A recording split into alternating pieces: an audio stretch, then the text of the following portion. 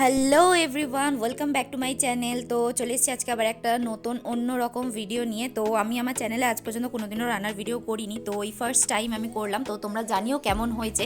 তো আজকে সকালে আমি টিফিন বানাতে গিয়ে ভাবলাম শ্যুট করে নিই। তো আমি আজকে করেছি লুচি আর একটা আলুর তরকারি, সিম্পল। হ্যাঁ, তো তোমরা দেখো, পুরো ভিডিওটাই আমি তোমাদের সাথে শেয়ার করব। তো ভিডিওটা তোমরা কন্টিনিউ দেখতে থাকো, আশা করছি তোমাদের ভালো লাগবে।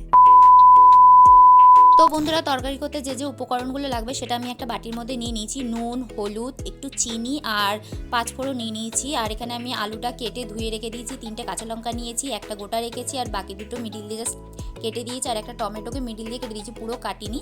তোমরা তোমাদের অনুসারে ঝাল নুন যে যেরকম পছন্দ করো সেই হিসেবে দেবে।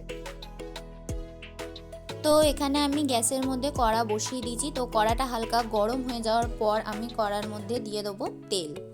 তো কড়াতে তেল দিয়ে দেওয়ার পর আমি যেগুলো রেখেছিলাম, যে যে উপকরণগুলো, তো সবার প্রথমে আমি যেটা দেবো সেটা হচ্ছে 5 ফোড়ন আর কাঁচা লঙ্কা। এই দুটোকেই আমি ফার্স্টে দিয়ে দিয়েছি। দিয়ে দেওয়ার পর যে আলুটা কেটে রাখা ছিল সেটা আমি কড়াতে দিয়ে দিয়েছি।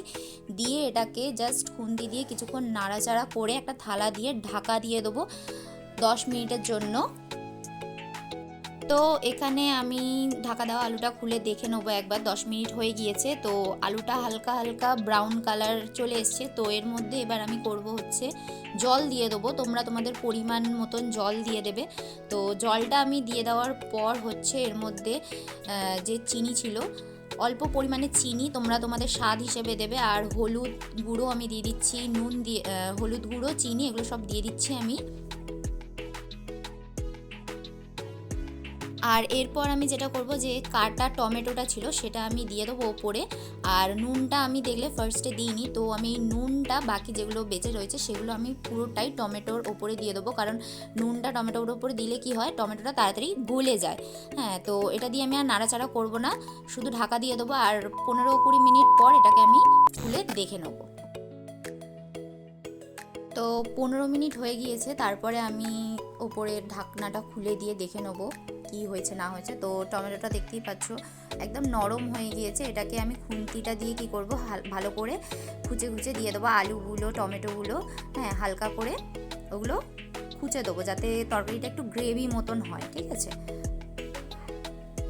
তো তরকারিটা এখনও ঠিকঠাক মতন হয়নি, তো আমি আরেকবার ঢাকা দিয়ে দেবো যাতে আরও ভালো করে সিদ্ধটা হয়ে যায় আর ঝোলটা আর একটু মরে যায়। তো আমি আরেকবার ঢাকা দিয়ে দেবো 10 মিনিটের জন্য। তো চলো তোমরা দেখতে থাকো।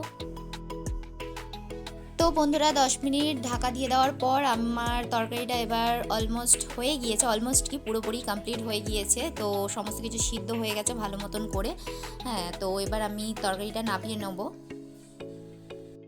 তো তরকারিটা এবার আমি একটা বাটির মধ্যে ঢেলে নিয়েছি, তো দেখতেই পাচ্ছ।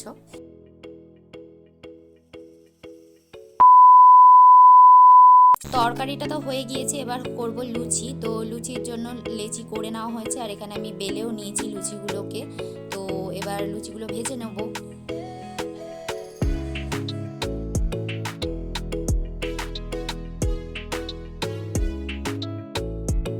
তো এখানে হচ্ছে আমাদের লুচি ভাজাগুলো কমপ্লিট হয়ে গিয়েছে। এবার তোমাদের দেখাবো ফাইনাল লুক।